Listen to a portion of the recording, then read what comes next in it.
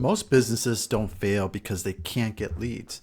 They fail because they don't know what to do with them afterwards.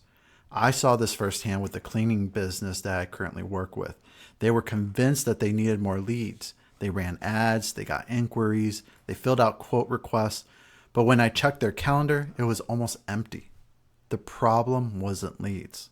The problem was nurturing. So once we built a simple system inside of HighLevel's platform, those same dead leads started booking jobs. The business didn't suddenly change overnight though. It just finally had a process to keep interest alive long enough to convert it. And so before we dive in, hit the like and subscribe right now. That way you don't miss the strategies, stories, and frameworks that we're sharing every week here to help you build smarter, stronger systems with HighLevel. Here's the harsh truth. About 80 to 90% of leads never buy on the first contact. The cleaning business is a perfect example. They had people asking for quotes every single week, but after one quick text or phone call, most of those contacts simply never heard from them again. So by the time the business tried to follow up, sometimes even days later, the lead had already booked with someone else. And they're not alone. You see, I've seen this across multiple industries. Leads don't mean sales. So unless you nurture them, you're just collecting names that go nowhere.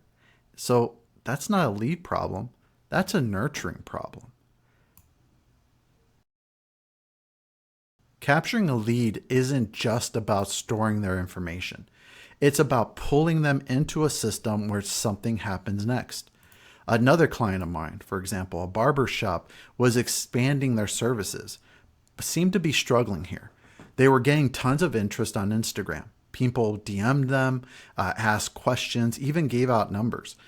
But all of it was scattered because some names were in a spreadsheet, some on sticky notes and a counter, some forgotten completely. That's not capture. That's chaos. So when we built them a funnel in HighLevel, suddenly every lead was pulled into the CRM, tagged properly, and ready for automated follow-up. That shift from random collection to structured capture was the foundation of their growth. This is where the game really changes. Speed to lead.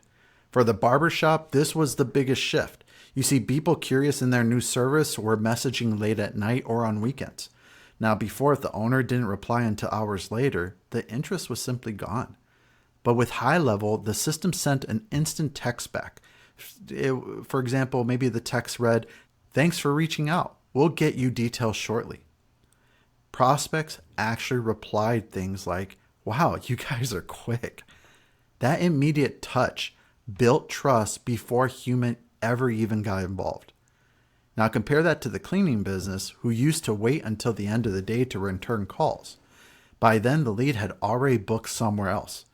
With HighLevel, they became the first to respond every single time, and that alone shifted how people perceive their professionalism. The first contact is just the start. Real nurturing happens over time.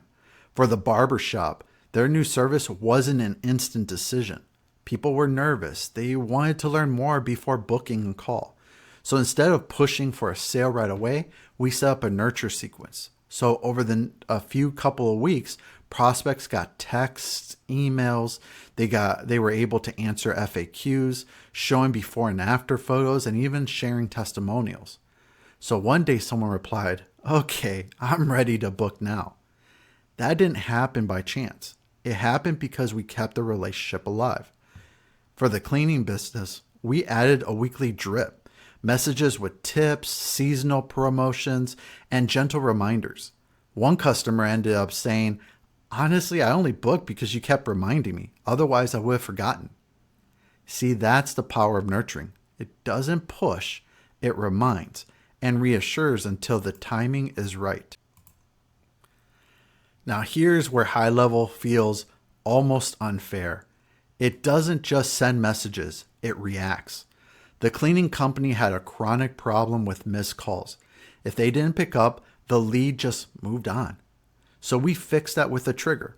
Every missed call sent an instant text back. Sorry we missed you. Would you like to rebook? That single workflow saved jobs worth hundreds of dollars each. And the barbershop? Well, we set up a trigger based on behavior. If someone clicked the pricing page but didn't book, HighLevel automatically followed up saying, hey, I saw you were checking out our service options. Want me to send over a quick guide? That little nudge turned hesitation into appointments. See, triggers catch what humans miss.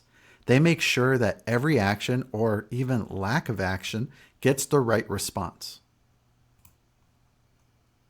Now, automation is powerful, but people don't want to feel like they're only talking to robots. The trick is blending automation with human touch. For the barbershop, the owner took it further. Along with automated follow-ups, he started recording personal voice memos. A quick, hey, it's John. Thanks for checking out our services. Let me know what questions you have. So customers told him that it felt like they were talking directly to them. You see, that personal layer on top of automation built trust that no competitor could match.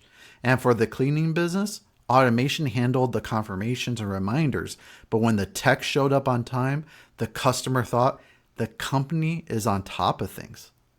The system didn't replace the human. It made the human look better.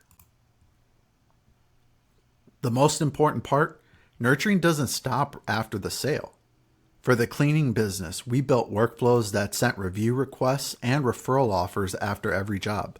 In 30 days, they had more reviews than competitors who'd been in business for many years. Those reviews fed back into their marketing, and referrals started rolling in. For the barbershop, every client triggered a series of check-ins and review requests. Those reviews became proof in their next nurture campaigns. A single client didn't just pay for a service. They generated referrals, testimonials, and future revenue. That's the cycle that nurturing creates. Leads don't just become clients. Clients can become advocates. So as we've been talking about this cleaning business that I keep mentioning, they didn't need more leads. They needed a system to nurture the ones they already had. And once we put that in place, their calendar filled with steady jobs. And the barbershop, they went from messy spreadsheets and forgotten DMs to a booked out service that doubled their revenue stream. See, that's what nurturing does. You see, without it, leads slip through the cracks. With it, you multiply every opportunity you already have. Now, if you're serious about mastering systems like this, here's your next step.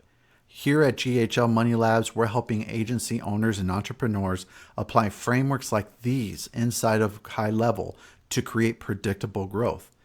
And right now, you can grab a free copy of our book, Zero to Business, the AI-powered playbook.